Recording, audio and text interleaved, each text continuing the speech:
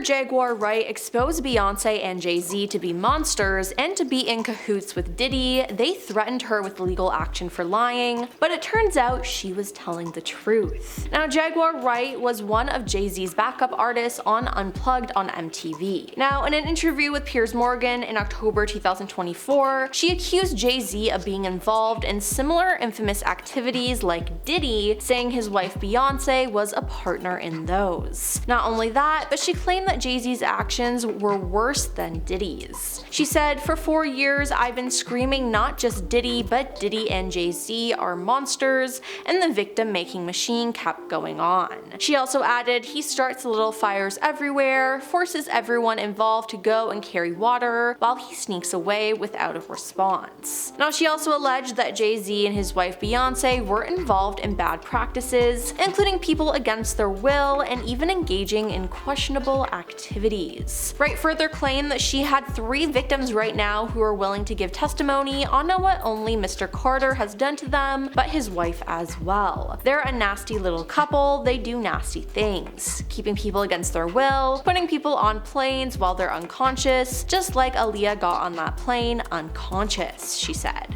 Later though, Piers apologized for what she said. He said, "Jaguar unexpectedly made several serious allegations about Jay-Z and Beyoncé during that interview. As I said in the moment, they were not present to respond or defend themselves, but now they have." He added, "Their lawyers contacted us to say those claims were totally false and have no basis in fact, and we've therefore complied with the legal request to cut them from the original interview. Editing interviews is not something we do lightly on a show called Uncensored, but like the proverbial cries of fire in a crowded theater, there are legal limits on us too, and we apologize to Jay-Z and Beyoncé." But it seems like Jaguar was actually right. Well, there's an accuser that says she was a victim of both Jay-Z and Diddy. In October, a case was brought against Diddy from a Jane Doe about an incident that happened at one of his parties. Now, the suit also claimed that 2 other celebrities were involved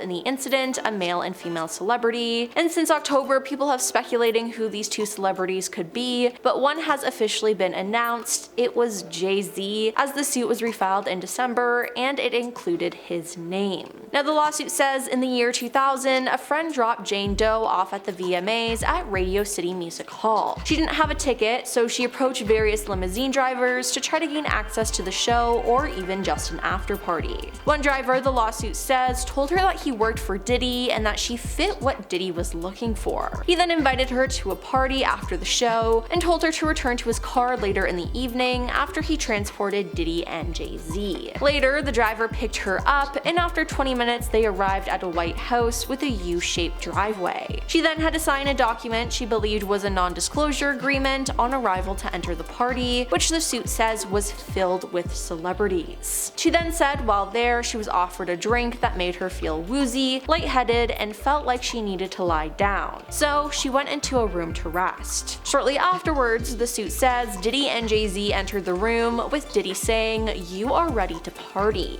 That's when she alleges she was taken advantage of by both men, while an unnamed female celebrity watched. Now, after the alleged incident, the suit says that she grabbed her clothes and left. She made her way to a gas station where she called her father. Now, this accuser is seeking unspecified damages, but of course Jay-Z is denying this, but he does have a past with acting pretty creepy towards women. I mean, Jay-Z and Beyoncé's relationship is full of red flags. It seems like the couple can't decide how old Bey was when they met, as she might have been too young, and Jay-Z could have broken the law. I mean, anytime in an interview where they're asked about when they first met, Jay-Z always looks extremely uncomfortable, like he knows that he's done something wrong. And in the past, he has, as he's admitted to cheating on Beyoncé. And I mean, who cheats on Beyoncé? That's absolutely crazy. Now, in the year 2016, Beyoncé announced it to the world on her album Lemonade. Then a year later, Jay-Z released one of his albums and confirmed it, later in an interview with T, the New York Times style magazine. Jay-Z said the pain he experienced in the past led him to make poor decisions. You have to survive, and when you go into survival mode, what happens? You shut down all emotions. So even with women, you're gonna shut down emotionally so you can't connect. In my case, like, it's deep, and then all the things happened from there. Infidelity, the rap mogul said. The hardest thing is seeing the pain on someone's face that you caused and then having to deal with it yourself. Now, the couple eventually had to go to therapy to help their relationship, but it's been said that their daughter helped them with their marriage. If it wasn't for Blue Ivy, they might not be together, a source told People in 2017. It was very rough for them to stay married. It took Beyoncé a long time to trust again.